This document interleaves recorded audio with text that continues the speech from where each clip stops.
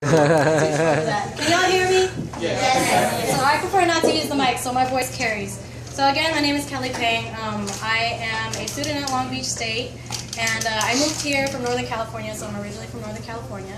And again, I am a spoken word artist. Also, I guess you could call me like a community activist in a sense, because I also have been working for several years facilitating a workshop pertaining to identity, specifically Southeast Asian identity, because I feel that it is our duty, especially as young folks, especially as second-generation children, to pass on the stories of our parents. And so for the past 7 years, that's what I've been doing. I've been performing and I've been facilitating my workshop. So that's what I do. And so last week, I had the honor of being part of an event back in Stockton to celebrate the 25-year anniversary of a school shooting that happened at one of the elementary schools there.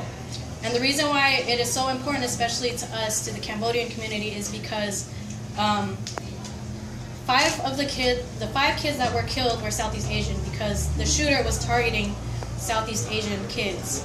They were all... We can't hear back there. Speak into the mic. They want me to use the mic. Drop that. It's the bottom part.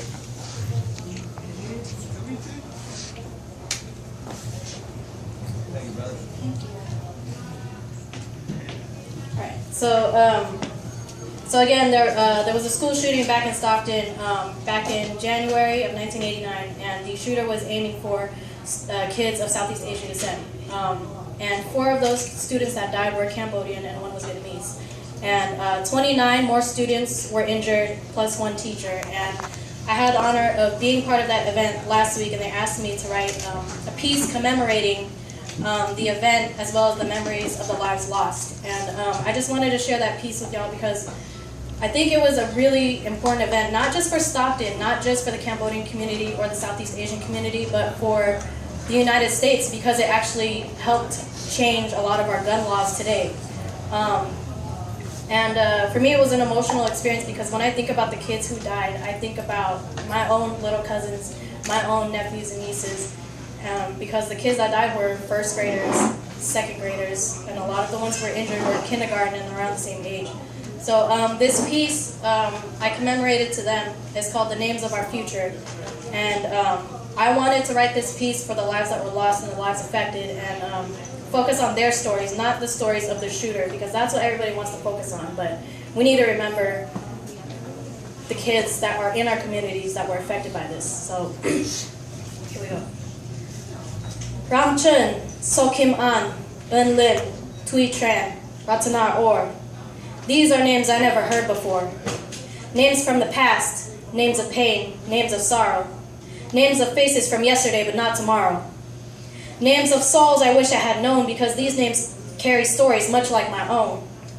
I see sisters, I see brothers. I see cousins, nephews, nieces, fathers and mothers. I see pieces of a broken puzzle, of refugees that continue to struggle. I see family, I see community, I see me. And here, we found a home. Here, we wanted to live the American dream, only to face another nightmare we didn't expect to see. A schoolyard was turned into a killing field, just like the one our parents had escaped from before. We thought we could heal, we thought we left war, then someone decided otherwise. And for his troubles, he took the lives of 5, and shook the lives of many more, not just those he aimed for. But I won't remember his name. I won't remember his story. For him, there will be no glory. His name won't live on in these lines or in my memories. For him, there will be no legacy. But I will remember their names. I will recognize their stories. Their names deserve the glory. Their names will live on in these lines and in my memories. For them, there are already legacies, built into this community, built into this city, built into this country. Lives were changed by loss and violence. We've been broken, but no longer silenced. Many more lives have been saved, and we will always remember. Ram Chun, So Kim An, Un Lim, Tui Tran, Ratanar Or. These are the names of our future.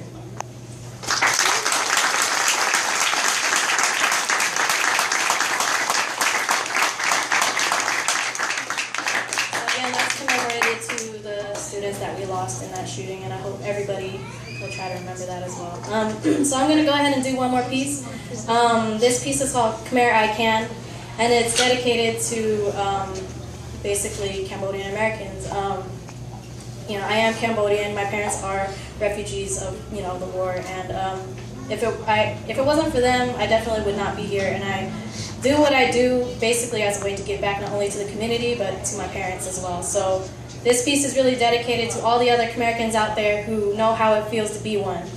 So they said we never amount to anything but drug dealers and thugs. We told ourselves the same thing. Amongst each other, we exchange ugly mugs instead of stories of how we share the same struggles, too busy with that hustle of discerning ourselves from being Cambodian so we can be more American. But what makes us American? Is that our names, our voices, our clothes, our citizenship, paying our taxes and keeping a tight lip? Is it our do-rags and baggy jeans, hood-raised and influenced by that MTV scene? Is it our white collars and tailored suits, rejection of our mother language and Cambodian roots?